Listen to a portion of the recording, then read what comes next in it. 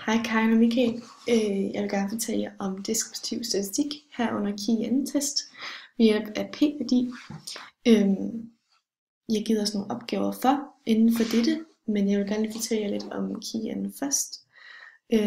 Vi har en kurve her, som er lavet ud fra teststørrelsen af KIN, hvor at vi har det vigtigste ting, vi har her, er p-værdien, fordi at p-værdien den viser, om vores nulhypotese er sandsynlig eller ej. Og vores nulhypotese, det er den hypotese, vi starter med, før vi laver testen, kan man sige. Så hvis vores nulhypotese er sandsynlig, så er p-værdien over for eksempel signifikansniveauet på 5. Og hvis den er ikke sandsynlig, og vi bliver nødt til at forkaste vores nulhypotese, så er den under signifikansniveauet på for eksempel 5. Her har vi den kritiske værdi, som er den teststørrelse, hvor signifikansniveauet for eksempel er 5. Yes. Så vil jeg gå videre til opgaverne. Vi har den første opgave, som er en goodness of fit test. Og en goodness of fit test, det er den viser om en fordeling for en enkelt variabel svarer til en forventet fordeling. Jeg er nødt til at skrive det hernede, jeg kan ikke huske det. Yes, så vi er nødt til at se om de forventede eller de observerede værdier svarer til de forventede værdier her. Så vi ser, at et gymnasium har 35% af første gear, 35% af anden gear og 30% af tredje gear. Så et frivilligt arrangement på gymnasiet deltog 20 første gear, 30 anden gear og 40 tredje gear. Så skal vi undersøge, om aftenarrangementet har samme tiltrækningskraft på alle årgangene. Benyt et signifikansniveau på 5%. Okay, så vores nulhypotese er altså, at fremmødet hos første, anden og tredje gear vil passe med det procentvise antal på gymnasiet af årgangene. Altså at der ikke er nogen sammenhæng mellem årgangen og tiltrækningskraften. Det siger vi sådan er det indtil videre. Så ser vi så her. Her har vi vores kategorier, første, anden og tredje gear. Og så har vi vores observerede værdier, 20, 30 og 40. Og så har jeg regnet mine forventede værdier, hvor jeg har ganget med det procentvise antal af årgangene på gymnasiet, og så ganget med populationen, der kom til arrangementet. Og så må man få dem, som der cirka kommer, dem som der må komme til arrangementet, det antal, der kommer til arrangementet. Så vi har så har jeg lavet en KIN-test herover,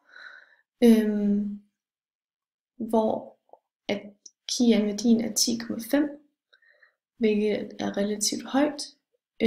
Og så har vi en p-værdi på 0,5%. Den er ikke lige lavet i procenten her, så vi er nødt til at gange 100. Så 0,5%, og det vil sige, at vi er nødt til at forkaste vores nulhypotese, fordi at 0,5 er under 5%. Så vores alternative hypotese bliver, at aftenarrangementet ikke har lige stor tiltrækningskraft på alle årgange. De observerede afviger så meget fra de forventede, at det ikke er særlig sandsynligt, at tiltrækningskraften er tilfældig. Yes, det må vi konstatere. Så har vi en anden opgave, som er en uafhængighedstest. Og en uafhængighedstest er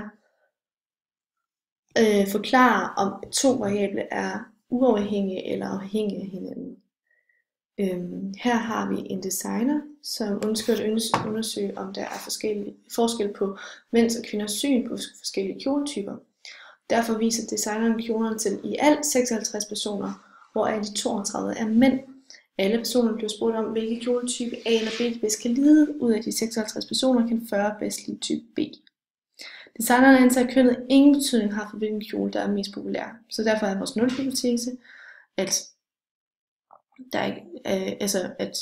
kønnet ikke har nogen betydning for, hvilken kjole der er mest populær.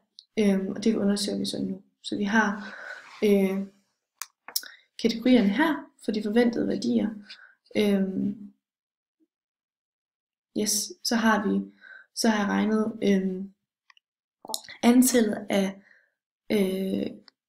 de mennesker, der bedst kan lide kjole A, divideret med populationen i alt, og så ganget med antallet af piger, for at få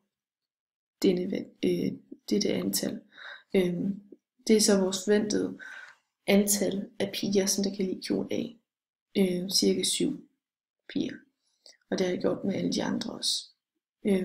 Og så siger de så, at i svarene viser det sig, at 27 af mændene bedst kan lide kjole B. Hvilket er en lille smule overraskende, fordi det afviger jo noget fra det her tal her.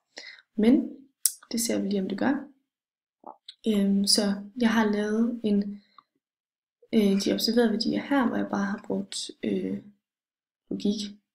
Jeg ved, at hvis det var 32 drenge, så jeg har bare sagt 32 minus 27, og så 5, og så videre, så videre, så videre. Og så har jeg lavet en KIN-test og en uafhængighedstest på det, hvor jeg brugte den her matrix-ting. Jeg tror, det er matrix, den hedder. Hvor jeg så har fået en KIN-test på dette. På 6,13, og min p-værdi er på 1,3, hvilket der også ligger under signifikansniveauet på 5. Derfor vil jeg forkaste min nulhypotese igen, og sige, og i stedet jeg kommer i stedet med en alternativ hypotese, som er, at overraskende mange mænd kan lide kjole B. Det var nedringet og sådan noget. Og vi må derfor antage, at kønnet har noget at gøre med, hvilken kjole man kan lide. Så det var min alternative hypotese for denne opgave. Yes. Det tror jeg var det. Der er nogle systematiske fejl, man kan lave den her opgave. For eksempel, at man kunne lade være med at dele den ind i drenge og piger, i stedet for at dele den ind i køn, eller i køn, men i alder. Det kan jo være, at der er flere yngre mænd her, og så flere ældre piger, og hvis nu den her kjole er meget nedringet af B'eren, så kunne det være, at pigerne slet ikke, det kan de så godt alligevel, men så kan det være, at de ældre piger ikke så godt kan lide den her kjole her, og derfor kan det også, er det ikke nødvendigvis noget at gøre med kønnet, om man kan lide kjolen eller ej. Det kunne være en systematisk fejl. Ja, det tror jeg var det, jeg ville sige. God vinterferie.